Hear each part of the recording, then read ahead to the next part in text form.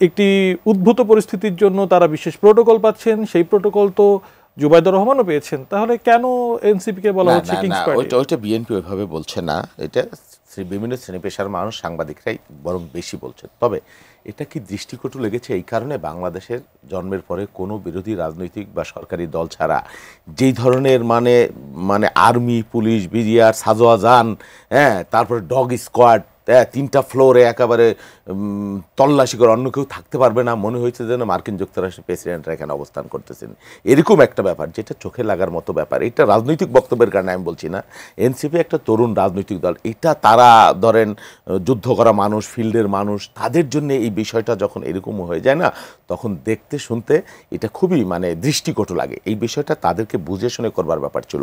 আমি যেটা বলছি যে তাজনুবা যেটা বলল যে কি কথার জবাবে কথা, দেখেন বিএনপি একটা রাজনৈতিক দল হিসেবে তাজনুবা নিজেই বলল, তারেক রহমান নিজেই বলেছেন সাবধান হন, সতর্ক হন।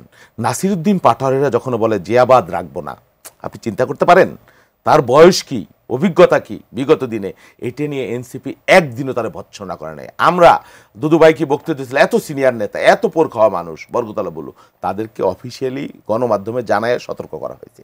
এনসিপি থেকে একটা লাগাম ধরা কখনো, বা হাসনাত আবদুল্লাহদের বলা, এই যে স্থানকাল পাত্রের কথা কেন বললাম, ওই ভাই শুধু এনসিপিকে তারা টার্গেট তা না, আমার স্বেচ্ছাসেবক দলের সভাপতি হয়ে যে তার ভাইকে খুন করা হয়েছে রাস্তার মধ্যে প্রতিরোধ, ওখানে আমরা বক্তৃতাও দেই নেই, এরকম ঘটনা আছে গোপালগঞ্জে, আমরাও সমাবেশ করছি।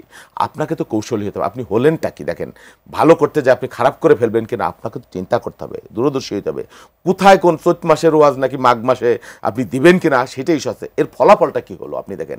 এত রাষ্ট্র আপনি দেখেন, আমি শেষ করে দিই, আপনি আর্মির বিরুদ্ধে বক্তৃতা দিচ্ছেন, সে আর্মি আপনাকে কিভাবে রেস্কিউ করছে, আপনার তো কৃতজ্ঞতাবোধ থাকবার ব্যাপার আছে। কিন্তু হ্যাঁ, আমার মনে হয় সেই পর্যালোচনা দলগুলো বা তারা বক্তব্য নিয়েই যখন কথা হচ্ছে, বা আমি একটু আগাতে চাই, আসলে সময় তো খুব অল্প, অনেক বিষয় নিয়ে কথা বলতে হবে। বক্তব্য নিয়েই যখন কথা হচ্ছে, ইদানিং অনেককেই, এমনকি অনেক বুদ্ধিজীবীদের কাছ থেকে আমরা শুনছি যে নির্বাচন করে কি হবে, নির্বাচন করলে শাসন কাঠামোর মধ্য থেকে একটা দল আসবে, গণঅভ্যুত্থানের ফলে মানুষের মনে যে আশার সঞ্চার হয়েছিল সে আশা অনুযায়ী কোনো পরিবর্তন হবে না।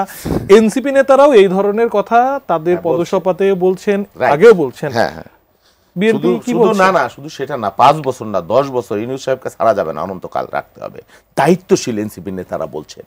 আপনি কি মনে করছেন এই যে যে দেখেন পরশুদিন এই সচিবালয়ের ঘটনা বললাম, এই যে বিশৃঙ্খলা, আওয়ামী লীগ তো একটা ইস্টাবলিশমেন্ট, তো ইচ অ্যান্ড এভরিহোয়ার পদে পদে তার শক্তি সামর্থ্য নেটওয়ার্ক এখানে রয়েছে, আপনি তার জন্য পথ উন্মুক্ত করে দিচ্ছেন, নিজেদের মধ্যে বিভাজন তৈরি করছেন।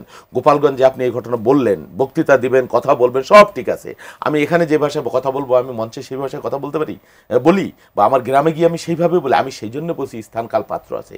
এর ফলে হলোটা কি, আপনি এত অর্জন, আপনি জাতির বীর সন্তান, আপনাকে আপনি ভয় পান না কোনো কিছুরে, আপনাকে যে সাজোয়াজানের ভিতরে এই দৃশ্য তো জাতি দেখেছে, জাতি কি হতাশ হয় নাই, আওয়ামী লীগ কি উল্লসিত হয় নাই, এটা কি আমাদের জন্য আনন্দের সংবাদ? আমরা যেটা বলেছি যে সবসময় রাজনীতিতে কৌশলী হবার প্রয়োজন আছে, অধ্যত্ত, অহংকার, সাহস, শক্তি, বক্তৃতা দিলেই শুধু হবে না। অবশ্যই আপনারা অনেক প্রবীণ রাজনৈতিক দল যারা নতুন আছে তারা শিখবে, কারণ বা অনেকেই যেটা বলছেন যে কোন ধরনের সংস্কার ছাড়া নির্বাচন হয়ে গেলে গুণগত কোনো পরিবর্তন আসবে না। বিএনপি তো সবসময় নির্বাচনকে অগ্রাধিকার দিচ্ছে।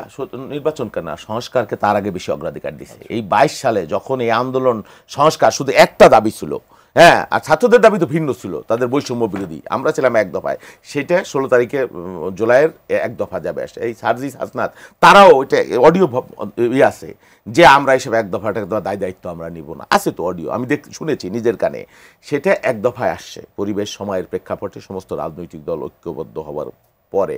এখন নির্বাচন দেখেন, এইটা এক দফা আসবার পরে, এখন ফ্যাসিবাদের পতনের পরে আপনি নির্বাচন নিয়ে, সংস্কার নিয়ে যে খেলা শুরু হয়েছে, হ্যাঁ, এই যে বলছে না সারজি সেদিনও বললো প্রকাশ্যে, হাসনা তো বলছে নির্বাচন আমরা যাব না সংস্কার না হলে। আচ্ছা, সংস্কারটা কি হবে আপনি বলেন? এই সংস্কারের কথা কোনো ছিল, কোন সংস্কারটা হয়নি বাংলাদেশে? যতগুলো সংস্কার আপনি বলেন, বিএনপির মতো জায়গায় থেকে তারা তো ক্ষমতায় যাবে না, তারা নিজেরাই বলছে যে বিএনপি ক্ষমতায় যাবে, সেই জন্য বিএনপি পাগল হয়ে গেছে। আপনি 2 টার্মের বেশি প্রধানমন্ত্রী হইতে পারবে না, বিএনপি মেনে নিয়েছে, নেয়নি। 70 অনুচ্ছেদ যেটা ওপেন করা হয়ে গেছে, কেয়ারটেকার সরকার কিভাবে হবে একমত আমরা হয়ে গেছি, জুডিশিয়ারি কিভাবে হবে আমরা হয়ে গেছি, দুদকের যেটা আবার হয়ে গেছে, নারী আসন অংশ হয়ে গেছে, আপার হাউস হয়ে গেছে, এখন এক পিয়ার বাইদে নিছে। এখন পিয়ার কি সংবিধানের আপনি অভ্যুত্থানের আগে পিয়ারের কথা ছিল? আর পিয়ার হইলে এইটা যদি আপনি আলোচনা করতেছেন, আলোচনা করি, অসুবিধা কি? পিয়ার যদি হয় আপনি একেবারে সুনির্দিষ্টভাবে আওয়ামী লীগকে এখানে এস্টাবলিশ করছেন, বুঝে বা না বুঝে। কারণ হয়েছে কি, পিয়ার যদি হয় 14 দল এখনো আছে, আওয়ামী লীগ নিষিদ্ধ হয়েছে, তারা হয় নাই। একটা দলকে আওয়ামী লীগ যদি, আপনারা বুঝতেছেন না আওয়ামী লীগের কাজকর্ম, আওয়ামী লীগের এখনো বংশ পরম্পরায় যারা আওয়ামী লীগ করে এমন 20% ভোট বাংলাদেশ আছে, 25% ভোট আছে, তারা শুধু সুযোগের অপেক্ষায় আছে।